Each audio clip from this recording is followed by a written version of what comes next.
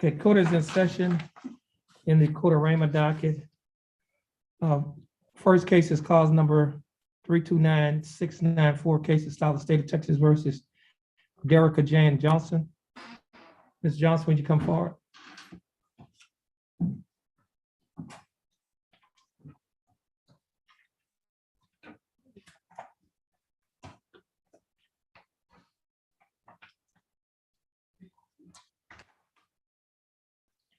For the record, your name is Derrica Jane Johnson? Janae. Derrica Janae Johnson? Yes. Okay, how you doing, Ms. Johnson? How you doing? I'm doing fine. Ms. Johnson, you're here represented by your attorney, Attorney Peter Dahl. Attorney Dahl, how are you doing? I'm doing pretty good. That's good. The state is represented by Attorney Ray Shearer. Attorney Shearer, how are you doing? I'm good. Mr. Dahl, what is your announcement in Ms. Johnson's case? Well, preferably another 60 days. You need a 60-day reset? Yes, sir. Okay. The state, you have any objections? No objection, Your Honor. Okay. Give us a date. 7/20. Okay, it's gonna be reset to July 20, 2022. Ms. Johnson, your case is reset to July 20, 2022. Your attorney is gonna sign for your reset in front of our coordinator. Once you get your reset from your attorney, you'll be free to go and you have a blessed day. Yes, sir. And Mr. Dahl, you'll be free to go as well and you have a blessed day. Thank you. Okay.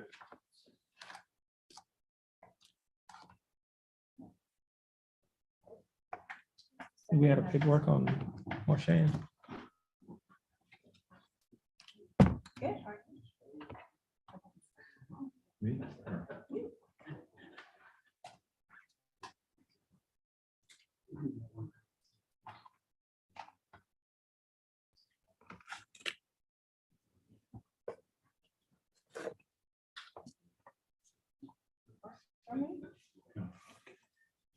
Court is in session in cause number 332322. Case is style of state of Texas versus Carrie Lynn Marshan. Okay. Thank you. She's present, Your Honor. Okay.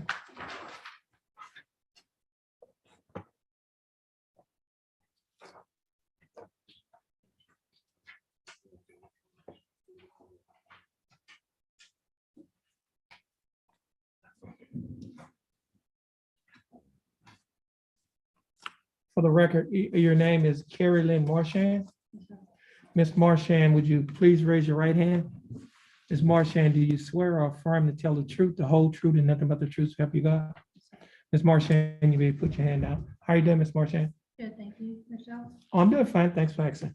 Ms. Marshan, you're here represented by your attorney, Mr. Willard Hall. Attorney Hall, how are you doing? Great, Your Honor. Thank you. Attorney Hall, do you waive a record in Ms. Marshan's case? I do, Your Honor. Ms. Marshan, I have before me a document that is titled information. This information alleges that on or about December 25th of 2019, while you were in Jefferson County, Texas, operating a motor vehicle in a public place, that you committed to Class A misdemeanor offense of driving while intoxicated with an alcohol concentration level of 0.15 or more. This information further alleges that from the period of March 5th through March 5th, 2020 until August 9th of 2021, and information arising from the same set of facts was pending in a court of competent jurisdiction, to wit, the cause number 325974 in the county court at law number 2, Jefferson County, Texas. Style the state of Texas versus Carrie Lynn Marshan. Now, Ms. Marshan, is that true? Yes, sir. Okay. So, Ms. Marshan, this paragraph here is basically a paragraph that what we call tolls. It stops the statute of limitations from running, which basically means that without this paragraph, the statute of limitation would have ran. Now, Ms. Marshan, do you understand that you've been charged with a Class A misdemeanor driving while intoxicated with an alcohol concentration level of 0.15 or more? And to this charge, Ms. Marshan, how do you plead? Guilty, not guilty, or no contest? Guilty. Now, are you pleading guilty freely and voluntarily? Yes, sir. And are you pleading guilty because you are guilty? Yes, sir. Ms. Marshan, I have a document before me that is titled Misdemeanor Plea Admonishments. Do you recognize this document? Yes, sir. On page 2 of the same document, Ms. Marchand, there's a set of initials, KM, on the line next to a box that's checked guilty. Did you place your initials on this document? Yes, sir. On the 3rd page of the same document, Ms. Marchand, there's a signature above the line that's titled Defendant. Is that your signature? Yes, Your Honor. On the next document, which is titled Trial Court Certification of Defendant's Right of Appeal, do you recognize this document? Yes, sir. And is this your signature on the line that's titled Defendant? Yes, sir. There are 2 boxes that's checked at the top of this document. The first box that's checked states that this is a plea bargain case and you have no right of appeal. Do you understand that? Yes, sir. The second box states that you're waiving your right to an appeal, which means you're giving up your right to an appeal. Do you understand that? I also have before me a document that is titled Discovery Certification. Ms. Marchand, do you recognize this document? Yes, sir. And is this your signature on the line that's titled Defendant? Yes, Your Honor. Ms. Marchand, before you sign and initial all of these documents that I've just mentioned to you, did your attorney, Mr. Hall, go over these documents with you? Yes, sir. And did you read and understand everything in these documents? Yes, sir. And is everything in these documents true and correct to the best of your knowledge? Yes, sir.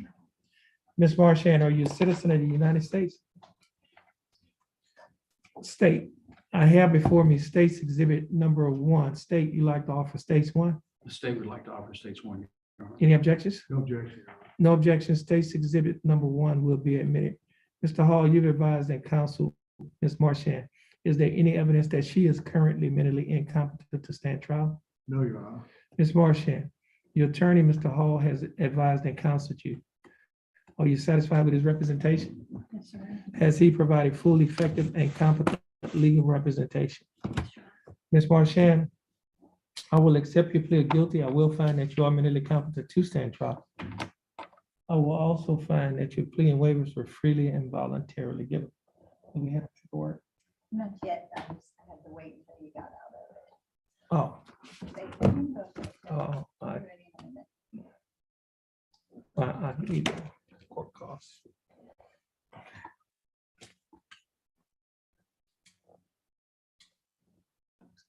State, do we have a plea bargain agreement? Yes, Your Honor, we do. What is this agreement? The agreement is for Ms. Marchand to serve 180 days in the Jefferson County Jail. However, that time will be probated over 1 year. She is to pay a $1,000 fine, do 80 hours of community service. There will be the requirement of an interlock on any vehicle she owns or operates. And of course, with the standard DWI, the drug and alcohol assessment.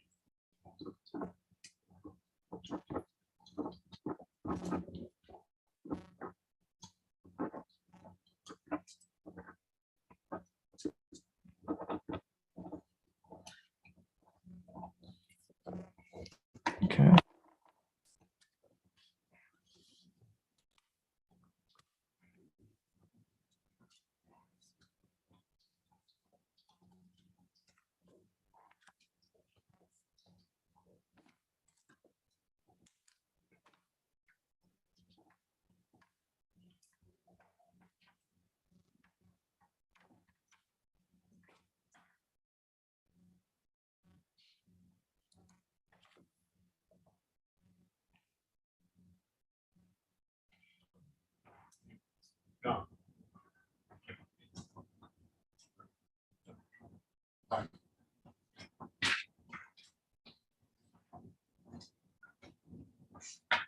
Okay, Ms. Marchand, the state is offering that you serve 180 days in Jefferson County Jail. However, you will not have to serve any time in the Jefferson County Jail because you will be placed on probation for 1 year. During the 1 year probationary period, you'll be required to pay a fine of $1,000 plus court costs of $442, which comes to a total of fine and court costs of $1,442. You will also be required to pay a probation fee of $60 each month, a urinalysis fee of $15 each month, You'll also be required to pay the Jefferson County DWI education class an initial evaluation fee of $125. Should a further evaluation be needed, you'll be required to pay an additional $50. Now, the DWI education evaluation fee will be paid on the day of the plea. Now, your total monthly installments is $210. That is, you'll be required to pay $210 each month during the term of this probation. Ms. Marchand, do you understand the state's offer? Yes, Your Honor, I do. Now, Ms. Marchand, will you be able to pay the $210? Yes, sir. You'll be required to perform 80 hours of community service, attend and complete a DWI education class, and have a drug and alcohol assessment. You'll also be required to install a DWI interlock device on any vehicle that you own or operate. You will also be required to adhere to the other standard terms and conditions of probation. Ms. Marchand, do you understand the state's offer? Yes, Your Honor, I Do do. you think that the state's offer in your case is fair and just? Yes, sir, I do. And just, now you understand that you required to have a DWI interlock device on any vehicle that you own or operate? Now, and do you accept the state's offer? Yes, Your Honor. Ms. Marchand, I'll follow the plea bargaining agreement that you have entered into with the state. Ms. Marchand, this will conclude your case. You're gonna stand on the X next to your attorney, gonna follow the directions of our clerk. Once you finish following the directions, you'll be free to go. Ms. Marchand, please keep a copy of that judgment with you. I think somebody mentioned that there's a warrant out or something. Is that correct?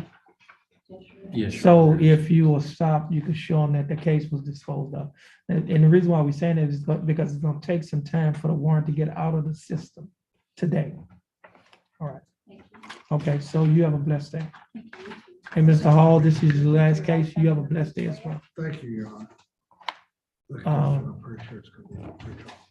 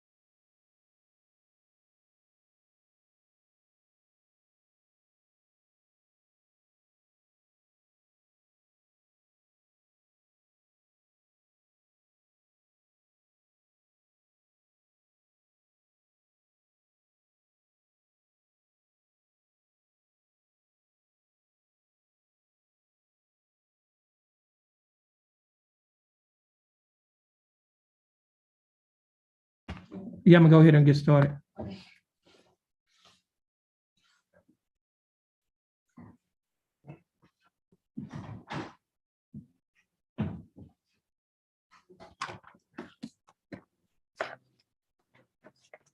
Good morning, ladies and gentlemen. I'd like to welcome you to County Court at Law number 2 of Jefferson County, Texas. My name is Judge Terrence Holmes. I'm the presiding judge here in County Court at Law number 2. You have been asked to come here today for what is called an arraignment. What the arraignment is an opportunity for the court to tell you what you've been charged with, what your options are, and what your rights are concerning the case that you have been charged with. Now, you have been charged with a misdemeanor case. Criminal cases are divided into felonies or misdemeanors. The felony cases are what we call your most serious type cases. For example, felonies are divided into 5 categories. The highest category of felony is what we call a capital murder. A capital murder, the range of punishment is life or death if you're convicted. The next type, highest felony, is a first-degree felony. The range of punishment is 5 to 99 years to life in the state penitentiary, or fine up to $10,000. Below that is a second-degree felony. The range of punishment for a second-degree felony is 2 to 20 years in the state penitentiary, a fine up to $10,000. Below that is a third-degree felony.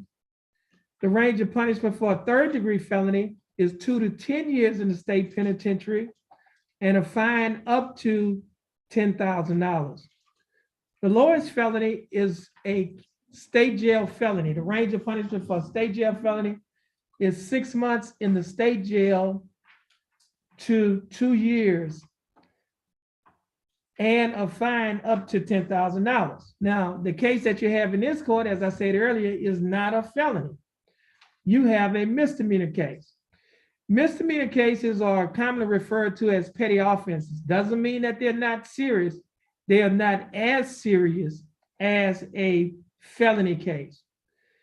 There are 3 categories of misdemeanors. You have the Class A misdemeanor, the Class B misdemeanor, and the Class C misdemeanor. The Class C misdemeanor is the lowest form of misdemeanor. The Class C misdemeanor are the cases that you normally see in city court or municipal court or JP court, which is the Justice of Peace Court. You can get fine only. You only can get a fine. You cannot be given jail time for a Class C misdemeanor. The next highest misdemeanor is the Class B misdemeanor.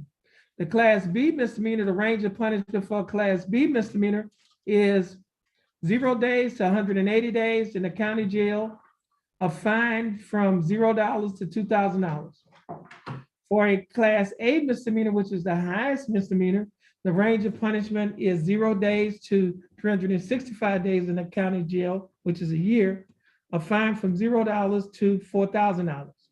Now, as I said earlier, the case that you have is either a Class A, a Class B, or a Class C misdemeanor. The only way we get a Class C misdemeanor in this case is when they are appealed from the JP court or the city court. So if somebody goes to JP court, they find them guilty and they want to appeal their case, then the case comes to this court, County Court at Law number 2.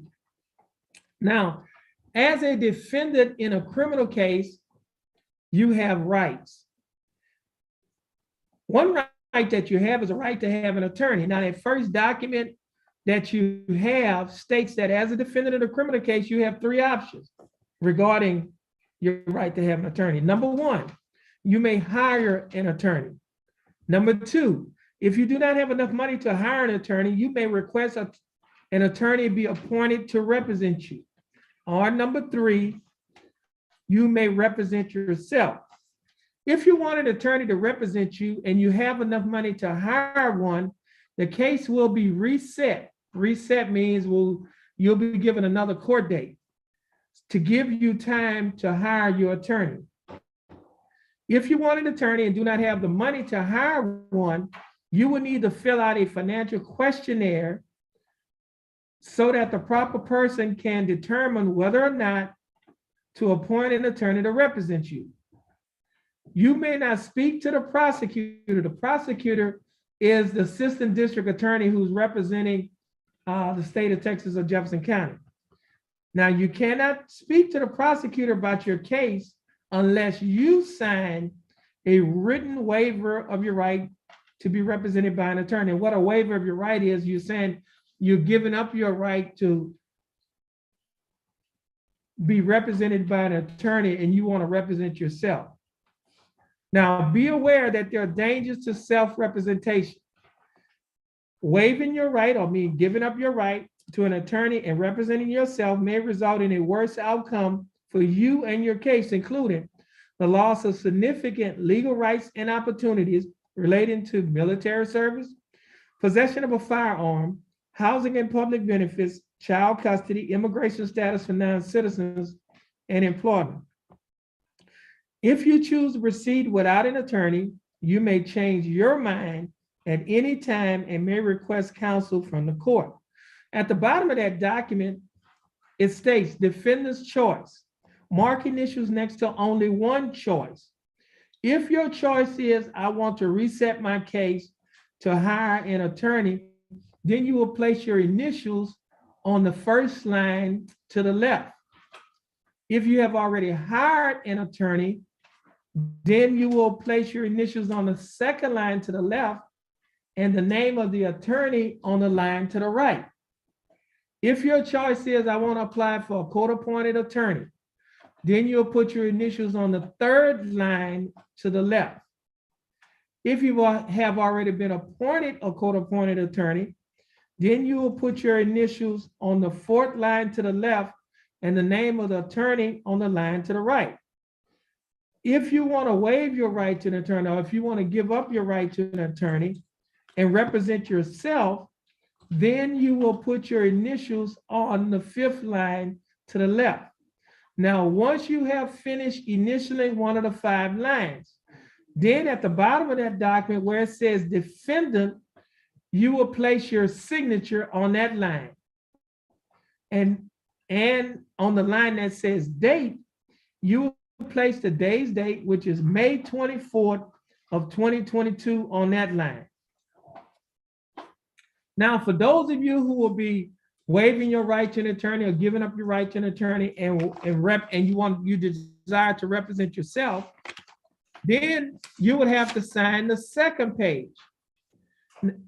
Now, the second page is titled Waiver of Counsel, which means you're waiving your right. You're giving up your right to have an attorney to represent you for purposes of entering a guilty plea or proceeding to trial. And it reads, I have been advised of the nature and charges against me and the dangers and disadvantages of self-representation. My waiver is voluntarily and intelligently made. In essence, nobody is forcing me to do this, and I know what I'm doing. Furthermore, I have been advised this 24th day of May of 2022 by County Court at Law number 2 of my right to representation by counsel in the case pending against me. I have been further advised that if I am unable to afford counsel, one will be appointed for me free of charge. Understanding my right to have counsel appointed for me free of charge, if I am not financially able to employ counsel, I wish to waive or give up that right and request the court to proceed with my case without an attorney being appointed for me. I hereby waive my right to counsel. And if that's your choice, then you will sign on the line where it says defendant, and you will place today's date, May 24th of 2022. Now, as a defendant in a criminal case, you also have other rights. You have a right to have a jury trial. Well, those young people are sitting in the jury box, that area we call it the jury box.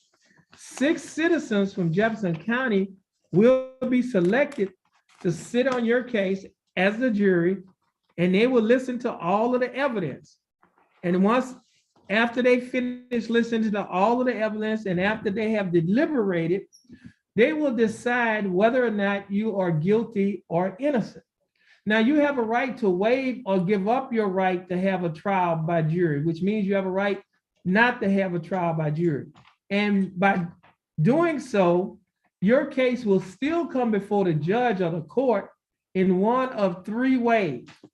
One way it will come before the court, it will come before the court by way of a trial. If you decide you want to have a trial, but you don't want to have a jury trial, then your case will come before the judge, and the judge will listen to the evidence and decide whether or not you're guilty or innocent after listening to all of the evidence. Now, if the judge finds you guilty, then the judge would also assess punishment. Now, the other way your case will come before the judge is by way of a agreed plea bargain. What an agreed plea bargain is that you and the state or you and your attorney have reached an agreement to settle your case. And if y'all have reached an agreement to settle your case, then your case will come before the judge, and the judge will decide whether or not to go along with the plea bargain or not go along with the plea bargain. If the judge does not go along with the plea bargain, then you have a right to take your plea back. You have a right to withdraw or take back your plea. Now, if the judge follows the plea bargain agreement, and if you decide within 30 days that you would like to appeal your case, in essence, you would like to have a higher court to look at your case to see whether or not you've been wrongfully convicted or the court committed an error by convicting you, then you have to get permission from the court to appeal your case. The other way your case will come before the judge is by way of an unagreed plea bargain. Unagreed plea bargain means that you and the state or you and your attorney have not been able to reach an agreement with the district attorney to settle your case. So you want the judge to assess the punishment in your case because y'all haven't reached an agreement as to what the punishment is. And so you want the judge to settle it. We call that an unagreed plea bargain. So your case can come before the judge if you waive your right to have a trial by jury in one of three ways. One is by way of a bench trial, that's a judge only, by way of an agreed plea bargain if you reach an agreement with the state to settle your case. And the third way, by way of an unagreed plea bargain, if you have not reached an agreement with the state to settle your case and you want the judge to assess the punishment. You also have a right to have witnesses to come to court. That chair over there where the microphone is, we call that the witness stand. And what witnesses do, they will come to court and they can testify in your case. Now they can testify for you or they can testify against you. You have a right to ask them questions. We call that either direct examination or cross-examination. You also have a right to waive or give up your right to have witnesses to come to court. And what that means is you have a right not to call witnesses in your case. Now, if you do not call witnesses in your case, that does not mean that the state will not be calling witnesses because they will be calling witnesses in their case. Now, you also have a right against what we call self-incrimination. If you watch television or if you familiar with the term taking the fifth, when people say, I take the fifth, what they're saying is I'm exercising my Fifth Amendment right against self-incrimination. I have a right you have a right not to testify against yourself. And so that's what you mean when you say I'm taking the fifth. And the state cannot force you to testify against yourself. Now, you also have a right to waive or give up your Fifth Amendment right against self-incrimination. What that means is you have a right to testify if you desire to testify by waiving your right against self-incrimination. You also have a right to have what we call discoveries. Discovery means you have a right to see the evidence that the state has against you. You have a right to see the documents. You have a right to see the videos. You have a right to see if it's DVDs or instruments, whatever they have to use as evidence in your case, you have a right to have access to it. We call that discovery. Now, you also have a right to waive or give up your right to have discovery. And what that means is you have a right not to see the evidence if you desire not to see it. You can waive or give up your right to have discovery. Now, everyone that's in here today and been called here for arraignment, you have been arrested and you are out of jail on a bond. Your bond might be what we call a PR bond, which is personal recognizance. It could be a cash bond, or you paid the cash, the full amount to get out, or you might be on what is called a surety bond, which means you have a bondsman. Now, every day that you spent in jail, that can be used as credit towards your punishment. For example, if the state is offering you 5 days in jail and you spent 5 days in jail, that means that you will not have to serve any more time in jail in this case because you have already served 5 days in jail.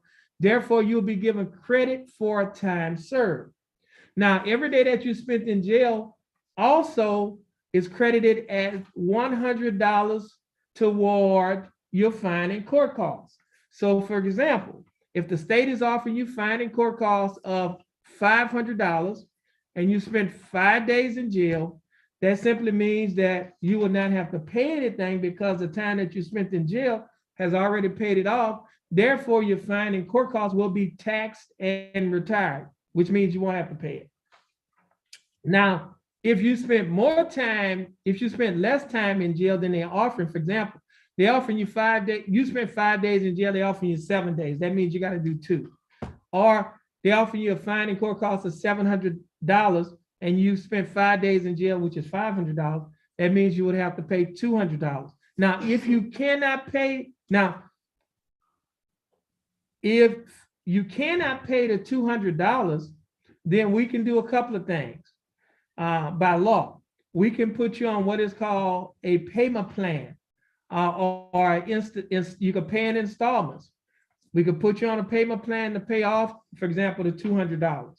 Now, let's say you don't have the money at all. Even if they put you on a payment plan, you don't have money, then we can convert the fine and court costs that you owe to community service.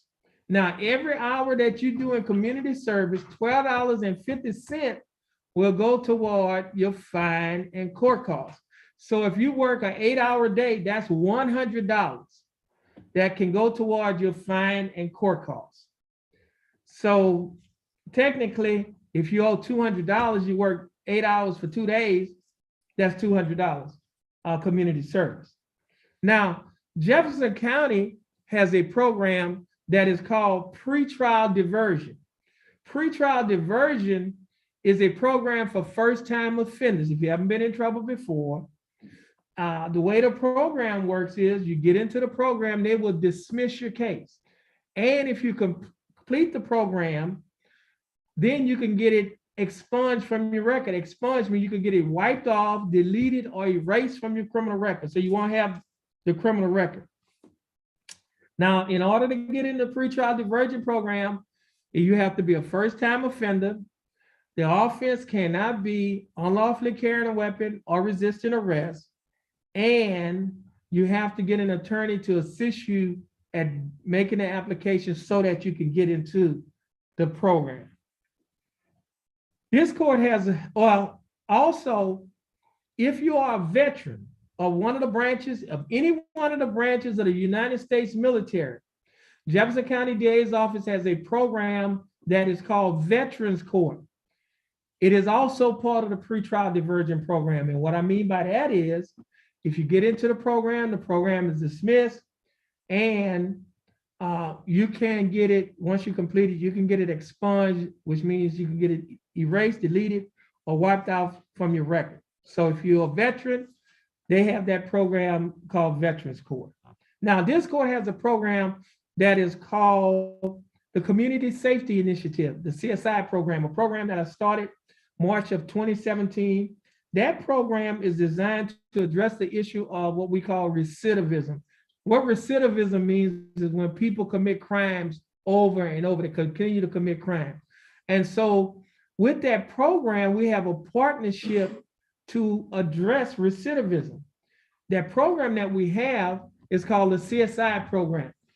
With the program, we have partnerships with local agencies in our community, in the Jefferson County community. one partnership that we have is with Spindletop Center. Spindletop is our local mental health agency. And with the Spindletop Center, we have, as I said, the young folks in the jury box, they're from Spindletop. And in a few minutes, one of them is going to come forward and tell you a little something about what they can offer at Spindletop. But Spindletop can do a private interview, they can develop an assessment, and then they can develop, well, they can do an assessment and develop a treatment plan, either outpatient or inpatient treatment to address your mental health needs. Now, your mental health needs, you do not have to be incompetent or insane for a Spindletop to be able to address your mental health needs. For example, you might suffer from anxiety, depression, could be bipolar, schizophrenia, post-traumatic stress, or a whole host of other mental illnesses that you may have. Spindletop can help you with that. If you have problems with drugs or alcohol, then Spindletop has a program that is called ATAR. And the Alcohol Drug Abuse Council has a program that is called OZAR. ATAR with Spindletop stands for Addiction Treatment and Recovery. OSAR with the Alcohol, Drug, and Abuse Council stands for Outreach, Screening, and Assessment and Referral. And basically what the programs basically do is you'll be interviewed, they'll do a screening, they will develop an assessment, and you could be given a treatment plan, either outpatient or inpatient, to address your drug and alcohol needs. Now, if you are unemployed, do not have a job, we have a partnership with the Golden Triangle Empowerment Center. The Golden Triangle Empowerment Center has a partnership with Lamar University. Lamar University has a program that is called CICE. CICE stands for Center for Innovation, Commercialization, and Entrepreneurship. It is a job training and a job placement program in the hotel industry, the shipping industry, or the chemical industry. Once you're trained in one of the areas that you choose, then they will assist you at getting a job or employment in the area that you are trained in. If you do not have your high school diploma and you would like to get a GED, CICE also have a GED program. Now, all of these programs that I've just mentioned are free. They do not cost you anything. And the other benefit is all of these programs can be used as community service toward your fine and court costs. So for example, you cannot pay the fine and court costs, and let's say you're working in a GED, or you're in a mental health program, or you're in a drug counseling program, or you're in the job training program. Every hour that you spend in one of those programs, $12.50 will go toward your fine and court costs, and 1 hour will go toward community service. So as I often say, is you could kill 3 birds with 1 stone. You're in the program, you're getting community service, and you're paying your fine and court costs. And as I said earlier, all of those programs are free. And this program, as I said earlier, is a program that we started in 2017. I tell people this all the time: when you come to county court at law number 2, we do not have court as usual. We have unusual court. It's not because we're different, but it's because we're trying to make a difference in the lives of the individuals that comes before the court, and we're trying to make a difference in the lives of the individuals that comes before this bench. We're trying to make a difference in Jefferson County by making Jefferson County a safer place for all of us to live, work, go to school, and raise our children. Also, we have, with these programs can assist you in a variety of ways. And we're trying to make productive people, because we believe that producing productive people do not commit crimes, and it'll make Jefferson County a safer place for all of us to live, work, go to school, and raise our children. In county court at law number 2, we do not just arrest the problem, we address the problem. And so with that said, at this time, we're gonna have Deputy Hinton is gonna come forward and tell you something about the programs that they have to offer at Spindletop. Deputy Hinton. Thank you, Your Honor. You're welcome. Good morning. My name is Steve Hinton. I'm a mental health deputy licensed by the state. I'm commissioned by the sheriff's department here. I'm here with my partner, Sarah. Sarah is a qualified mental health professional with Spindletop. The reason we are here this morning is because the judge cares about every single person who comes before his bench. What the judge has found is people people who appear before us bench commonly have either mental health or substance use disorders. If this applies to you, the judge believes if he can help you with these underlying issues, he can get you out of the cycle of arrest. Now, maybe this is your first time to be here, maybe it's your 10th time to be here. We have a system in place where we can help plug you into community resources to help get you out of the cycle of arrest. And that's our goal, that's our objective, is to get you a quality of life, get you out of the cycle of arrest, should this apply to you. Now, if it doesn't apply to you, if it applies to a family member or a friend that you may know, we'd be glad to work through y'all to get to that member and help them as well. I also have this flyer. It tells you a little bit about what we do here on the back side. But on the front side, there's a 1-800 number. It's a crisis hotline number. Should you ever find yourself in an unsafe place, you can call that number and get help immediately. Now, also on your clipboard, there's a demographic sheet, which there's a box that you can check on that where we can actually plug you into resources. If you do not want to talk with us here today, I understand that, but we can call you. We will follow up with you. We will not harass you. We will call you one time trying to reach out to you to see what we can provide and what we can offer to help you in whatever your situation is. Now, today, if you want to talk, I'm going to ask you to do something that may be a little bit uncomfortable. And I'm going to ask you to share that struggle with me or Sarah so that we can actually point you and help you get in the right direction toward getting the resources that you need to help you with whatever may be you may be dealing with. Now, again, like the judge said, what we're talking about, we talk about mental health. We're not talking about insanity or anything like that. We're talking about anxiety. We're talking about depression, a lot of things that happens over a lifetime. If this hasn't happened to you at some point in time, well, hold on, life is still on its way. So this probably is going to affect you at some point in time because it affects everyone. So this is something we can help you with. We can work with you. If you see a value in this, we would be glad to talk to you personally today. Back in the jury room, the judge has given us an opportunity to visit with you if that's something that you want to do today. If not, just check the box on that form. We'll pick those up and we will be in contact with you. You'll leave your contact information for us. And I'll be passing this out shortly as soon as we're doing the recess. Thank you, Your Honor. All right, thank you, Deputy Henry. Now, ladies and gentlemen, the paperwork that you have signed and filled out, we have someone in our court personnel. If somebody needs assistance with the paperwork, they'll be happy to help you with that paperwork. Now, we're going to pick that paperwork up from each and every one of you. And then once we pick that paperwork up, we're going to be calling you up to the bench one at a time. Okay? So at this time, we'll be in recess so that to give the staff an opportunity to help you if you need assistance and to pick up the paperwork from you. So this is going to take a little time. So now, if you need to go to the restroom or something like that, which is right outside the door, you can, but make sure that you come back in the courtroom, because if you leave the courthouse, your bond can be revoked. And if your bond is revoked, then there'll be a warrant out for your arrest. All right. So at this time, we'll be in recess.